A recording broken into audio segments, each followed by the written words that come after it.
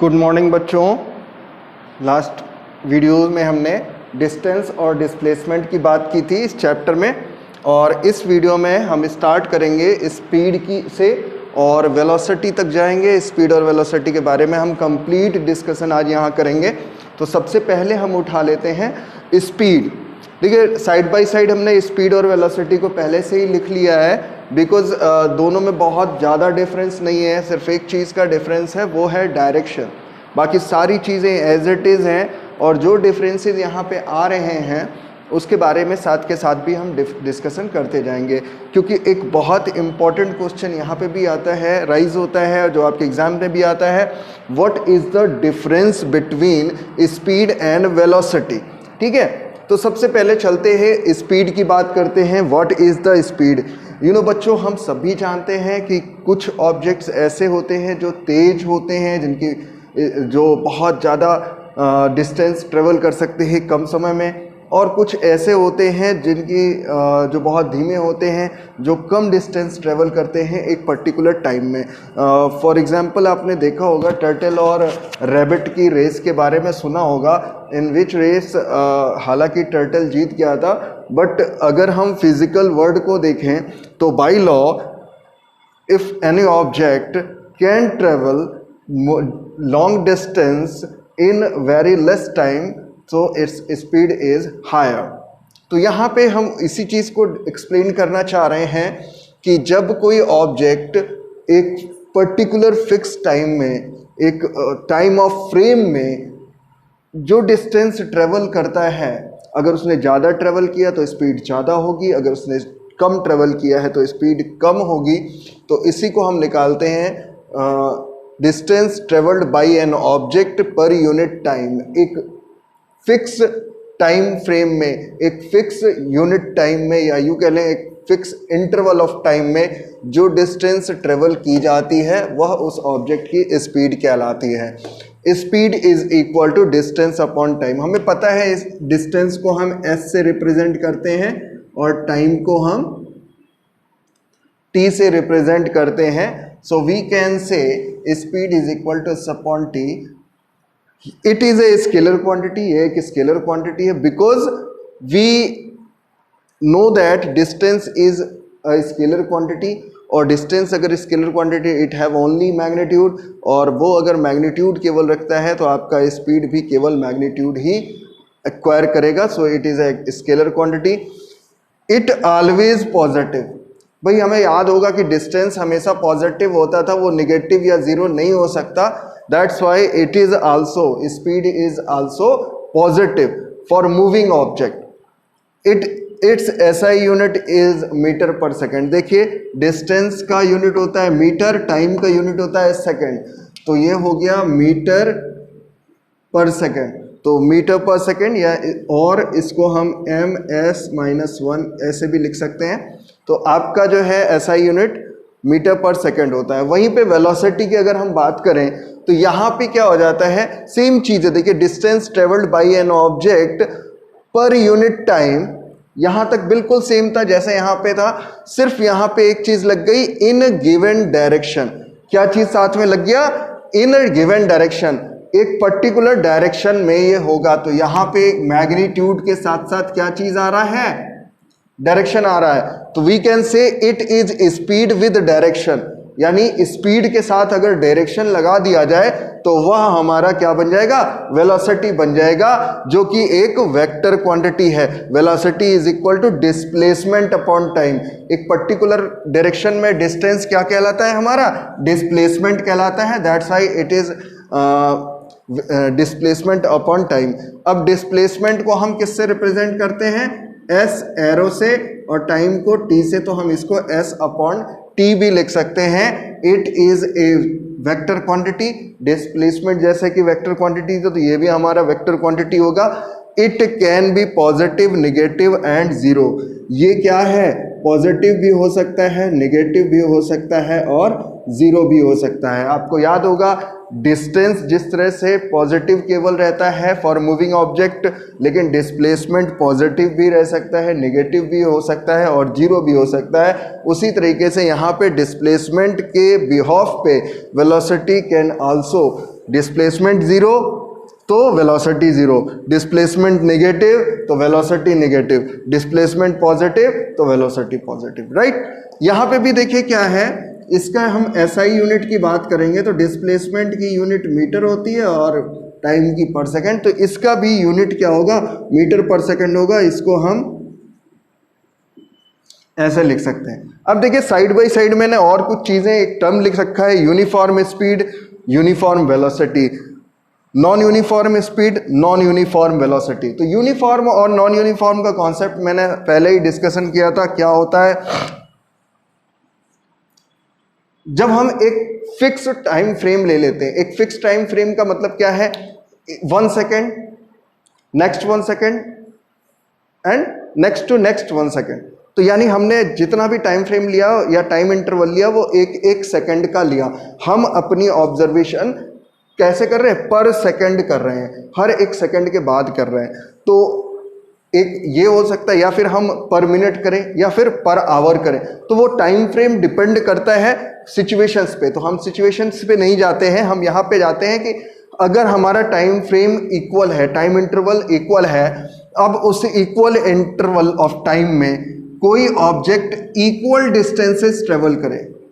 क्या करे, हर बार equal distance travel करे। यानी मैंने 1 सेकंड में 1 मीटर ट्रेवल किया, नेक्स्ट सेकंड में फिर 1 मीटर ट्रेवल किया, उसके वेरी नेक्स्ट सेकंड में भी मैंने 1 मीटर ट्रेवल किया।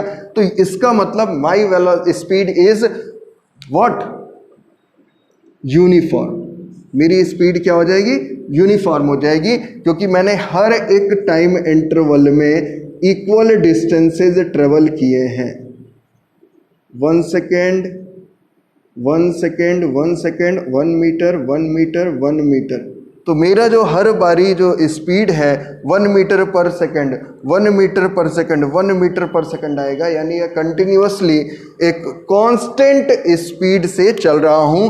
तो इसको हम क्या कहते हैं, कांस्टेंट स्पीड के नाम से भी जानते हैं। यूनिफॉर्म स्पीड या कांस्टेंट स्पीड, बिल्कुल एज इट इज उसी स्पीड में क्या चीज लगा दिया हमने, डायरेक्शन लगा दिया। इसका मतलब सिर्फ हमने क्या कहा, equal distances in equal time interval, equal distances, same यही चीज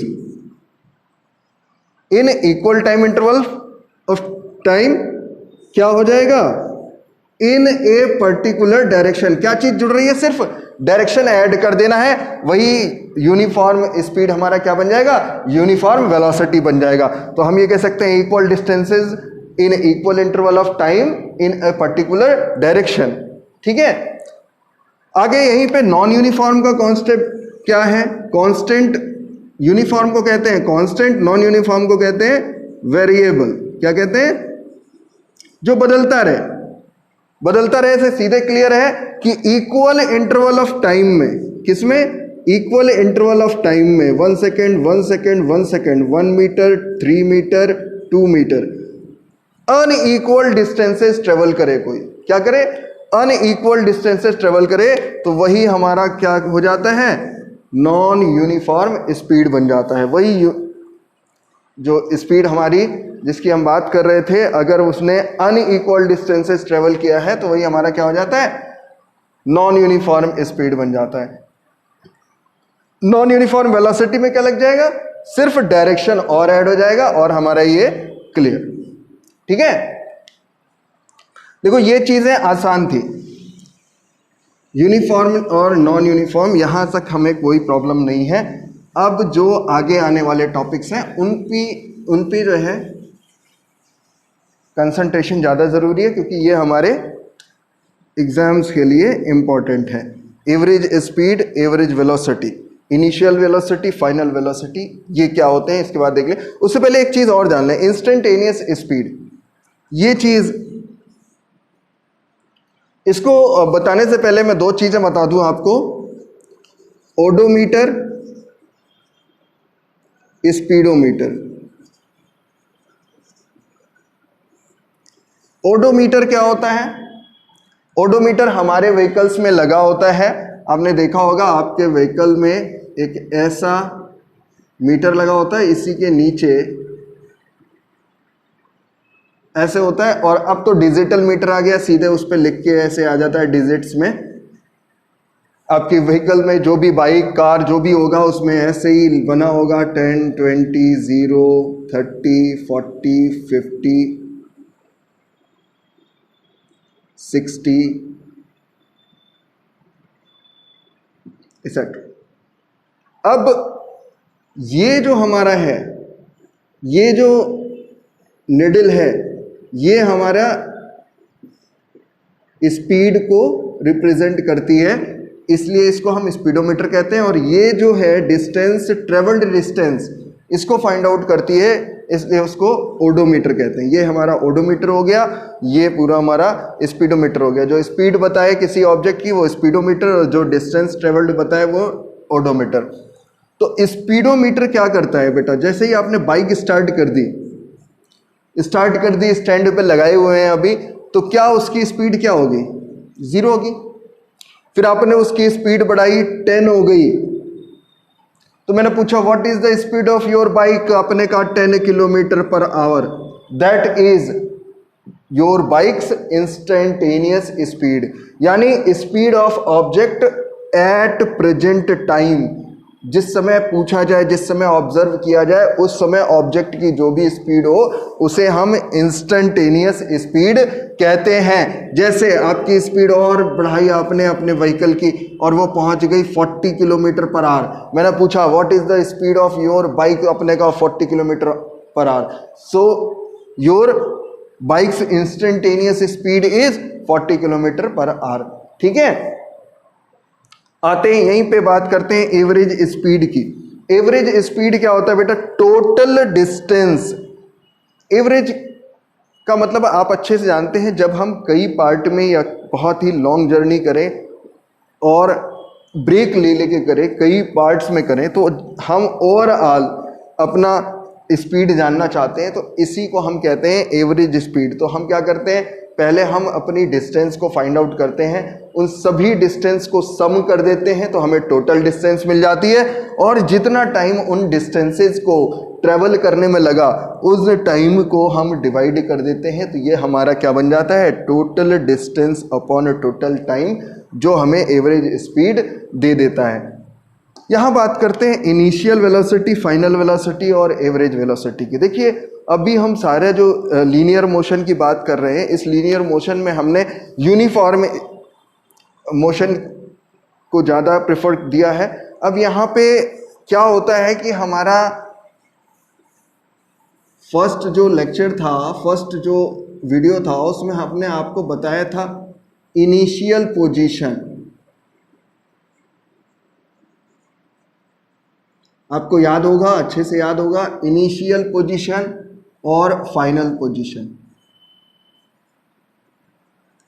जब हम किसी ऑब्जेक्ट को ऑब्जर्व करते हैं और तो ड्यूरिंग ऑब्जर्वेशन, फर्स्ट ऑब्जर्वेशन जो होता है वो हमारा इनिशियल पोजीशन कहलाता है, और फाइनल ऑब्जर्वेशन जो हमारा होता है लास्ट ऑब्जर्वेशंस की, इसके बाद हम ऑब्जर्व नहीं करेंगे उस सिस्टम को, that is our final position. तो इनिशियल पोजीशन पे जो ऑब्जेक्ट की वेलोसिटी होगी वो आपकी कहलाएगी इनिशियल वेलोसिटी, और फाइनल पोजीशन पे जो वेलोसिटी होगी उसको हम फाइनल वेलोसिटी कहेंगे। इनिशियल वेलोसिटी को हम u से रिप्रेजेंट करते हैं, फाइनल वेलोसिटी को v से। यानी ये आपका जो फॉर्मूला है वो बन जाएगा initial velocity u plus final velocity v divide by 2। ठीक है, ये हो गया आपका एवरेज वेलोसिटी। इस तरह से आपका बेटा क्या हो गया, स्पीड और वेलोसिटी इस लेक्चर में पूरा आपका कवर हो गया। इस पे बहुत सारे न्यूमेरिकल्स आते हैं बच्चों, खासकर आपके एवरेज स्पीड और एवरेज वेलोसिटी से रिलेटेड। मैं आपको इनसे रिलेटेड क्वेश्चंस डाल दूंगा, आप उसे नोट कर लीजिएगा। और अब हम इसके बाद स्टडी करेंगे नेक्स्ट फिजिकल क्वांटिटी एक्सेलरेशन, जिसमें आपका पॉजिटिव एक्सेलरेशन, नेगेटिव एक्सेलरेशन की बातें होंगी। फिर आपका ग्राफ बेटा इंपॉर्टेंट है, आपका लेक्चर 4 जो होगा आप उसको जरा ध्यान से पढ़िएगा, क्योंकि ग्राफ आपको एक बार समझ में आ गया तो इस चैप्टर के जो मैक्सिमम मार्क्स कंटेन करने वाले क्वेश्चंस हैं वो आप आसानी से लगा पाएंगे। Thank you.